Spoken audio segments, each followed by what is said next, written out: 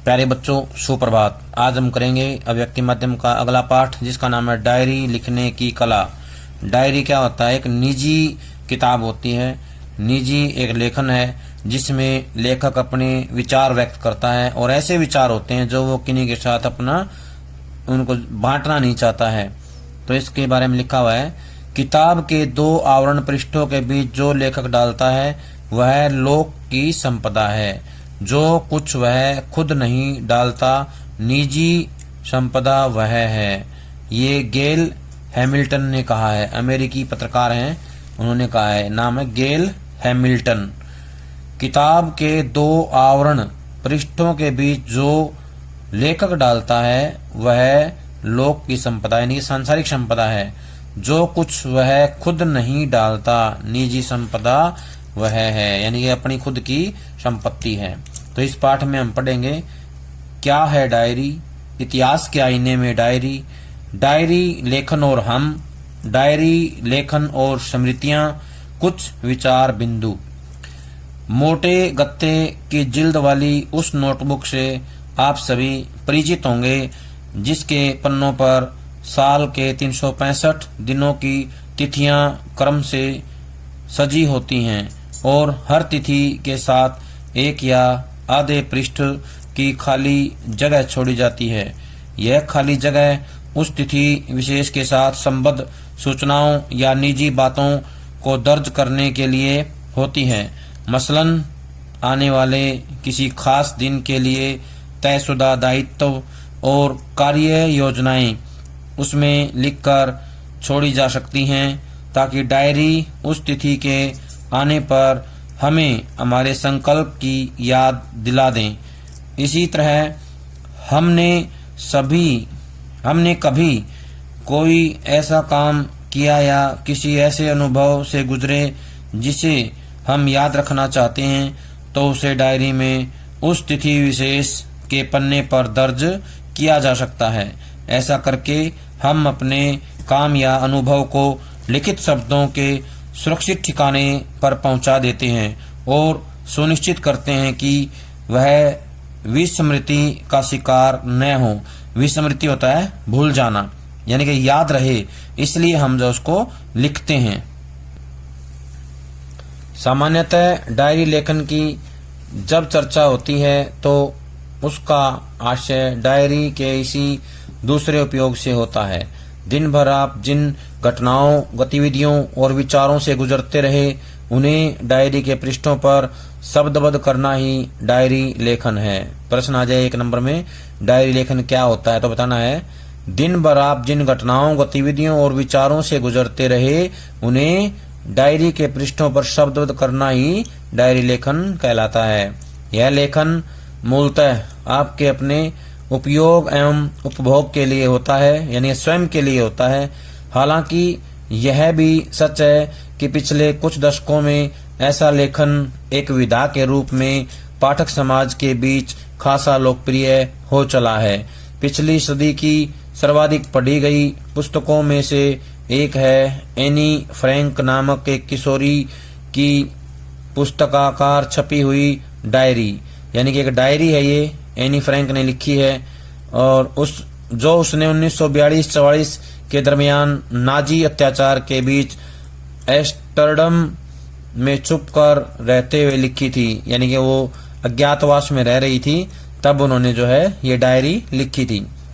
यह डायरी जब प्रकाशित हुई तो उसे एक ऐतिहासिक दस्तावेज के साथ साथ एक साहित्यिक कृति के रूप में भी महत्वपूर्ण माना गया। यह तो महज एक उदाहरण है। इस तरह चर्चा में आने वाली कई समान धर्मा कृतियां रही हैं।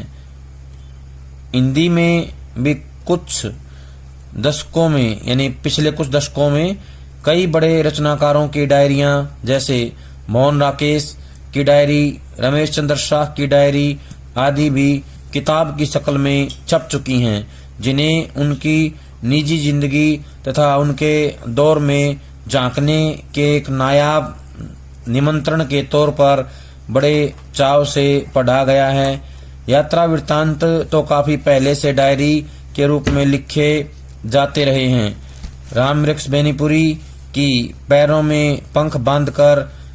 अब यहाँ पर जो है बहुत सारी प्रसिद्ध डायरी आएंगी जो हिंदी साहित्य के लेखक हैं, जैसे रामवृक्ष बेनीपुरी। इनको याद करना है, 1 नंबर के लिए सभी याद करेंगे। रामवृक्ष बेनीपुरी, इनको याद रखना है, ये प्रसिद्ध हैं पैरों में पंख बांधकर डायरी के लिए। राहुल शांकृत्यायन की जो है रूस में 25 मास जो है राहुल शांकृत्यायन की डायरी है। सेठ गोविंदास की सुदूर दक्षिण पूर्व। कर्नल सज्जन सिंह की लद्दाख यात्रा की डायरी जो है कर्नल सज्जन सिंह की है। डॉक्टर रघुवंश की हरी घाटी इत्यादि पुस्तकें यात्रा डायरी रही हैं। 19वीं सदी के 5वें दशक में हिंदी के महान कवि और विचारक गजानन माधव मुक्तिबोध ने एक साहित्यिक की डायरी लिखकर साहित्यिक समस्याओं से संबंधित अपनी उधेड़बुन को उपयोगी पाठ बनाने का एक अद्भुत प्रयोग किया था।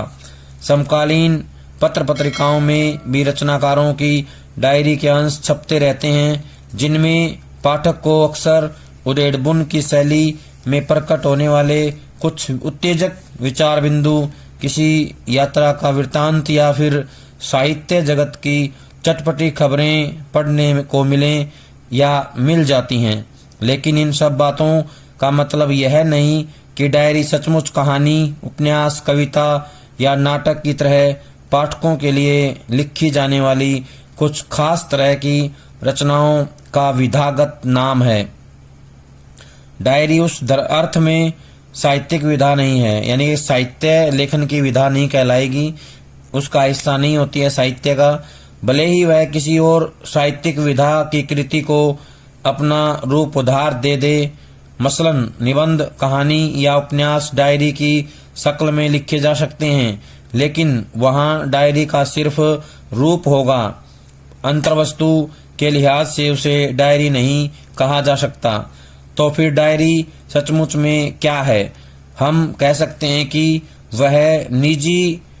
वह नितांत निजी स्तर पर घटित घटनाओं और तत्संबंधी बौद्धिक भावनात्मक प्रतिक्रियाओं का लेखा जोखा है। डायरी क्या है?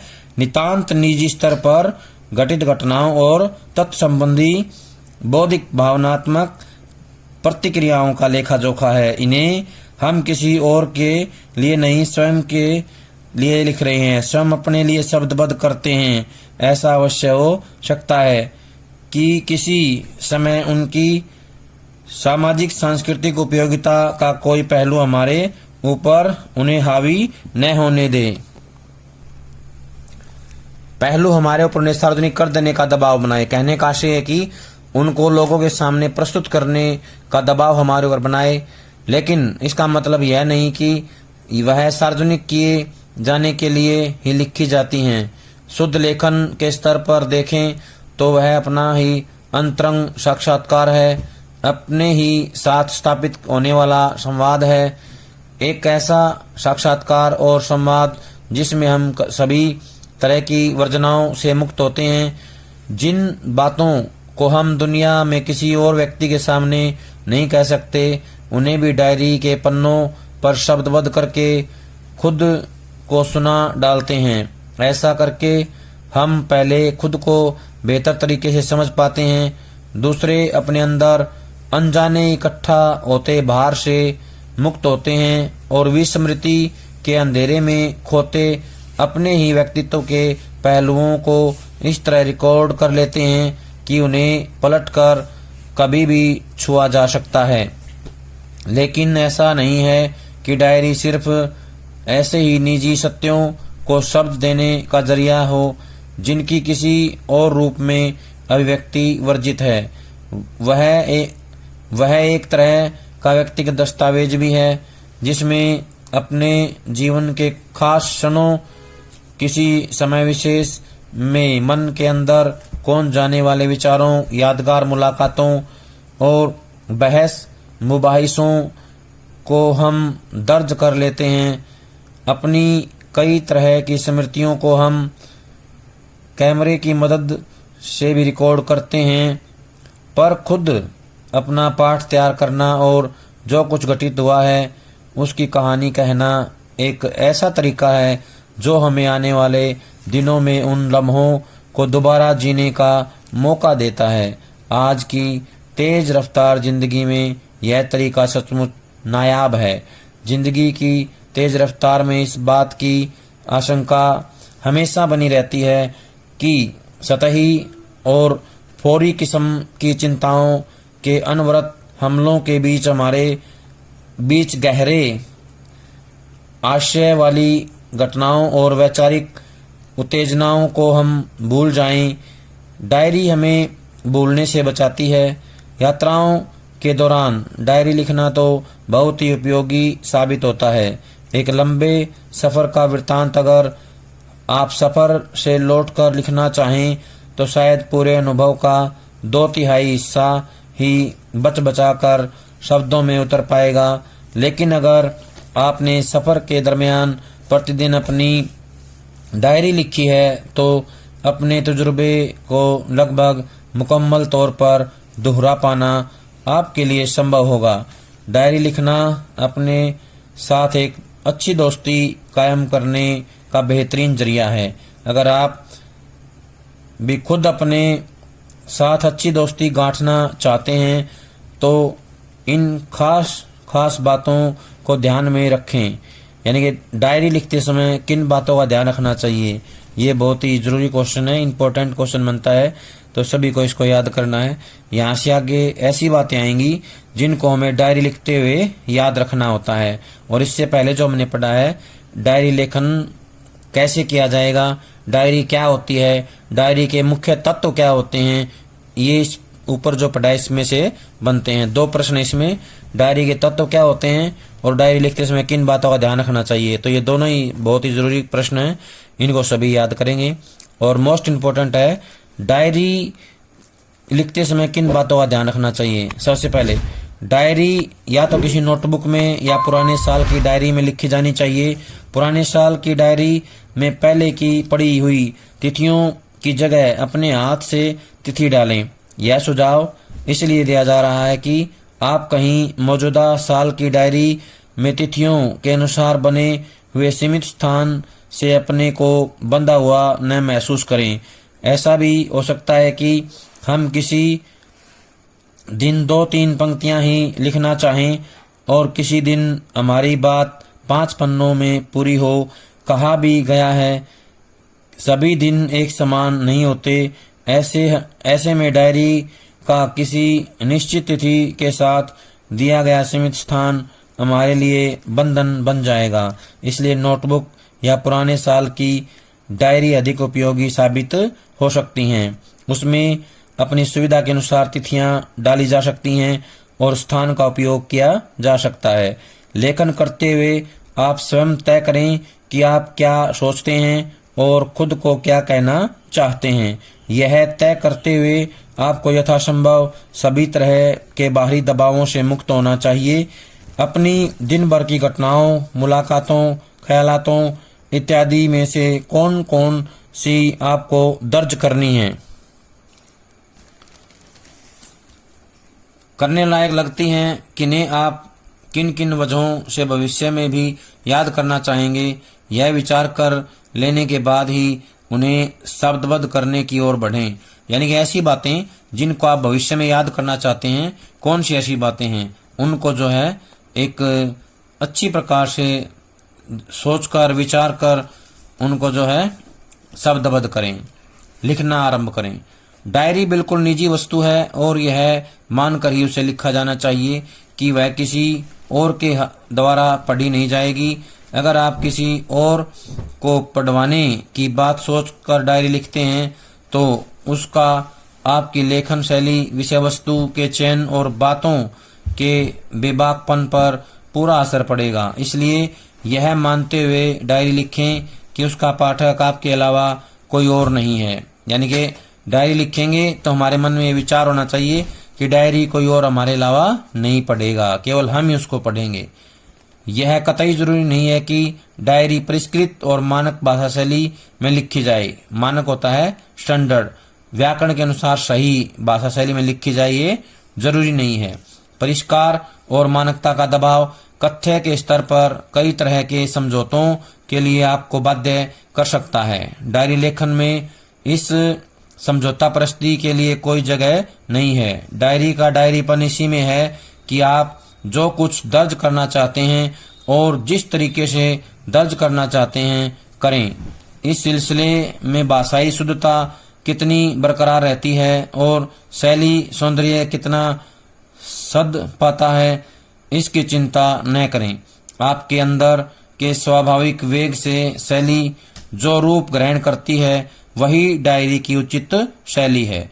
आखिरी पर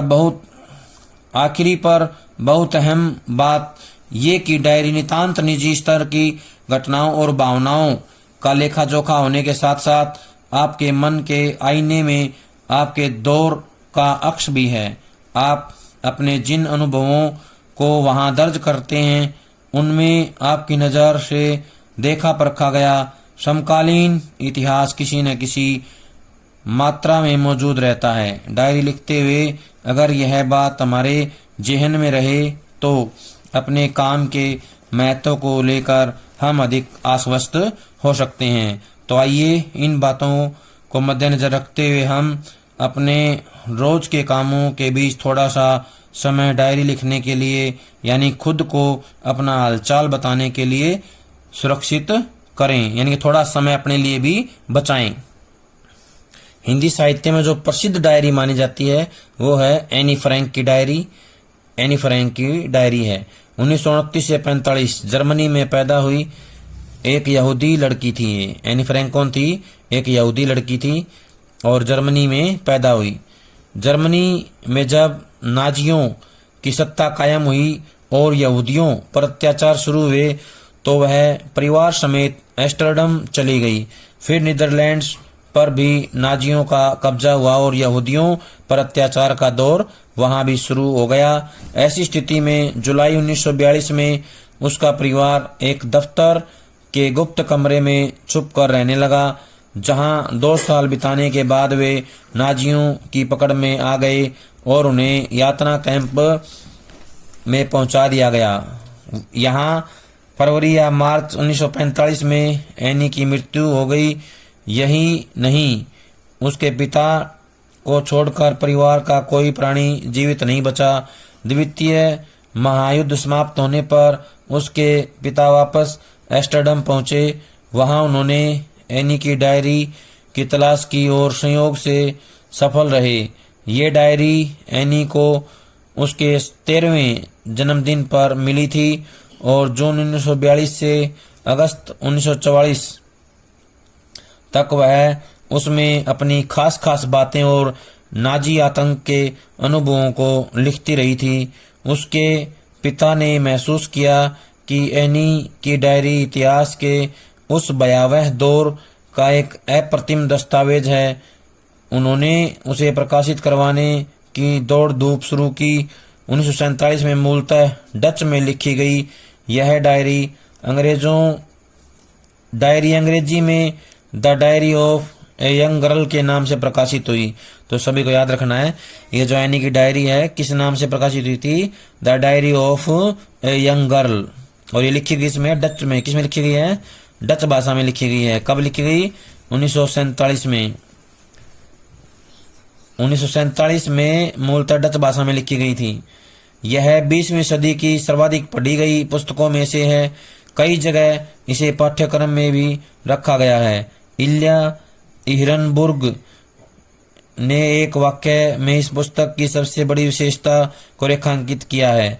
यह 60 लाख लोगों की तरफ से बोलने वाली एक आवाज है, एक ऐसी आवाज जो किसी संत या कवि की नहीं बल्कि एक साधारण लड़की की है। यानी कि इसमें उन्होंने अपने जीवन के अनुभव के साथ साथ उस समय के सामाजिक वातावरण को भी दर्शाने का प्रयास किया है। प्यारे बच्चों, ये था हमारा पाठ डायरी। तो सभी इसको अच्छे से पढ़ेंगे, समझेंगे और याद कर लेंगे। याद करके अपनी कॉपी में उसको जरूर लिखें। जब तक अगली वीडियो आती है तब तक सभी ये काम पूरा कर लें। सभी का बहुत बहुत धन्यवाद।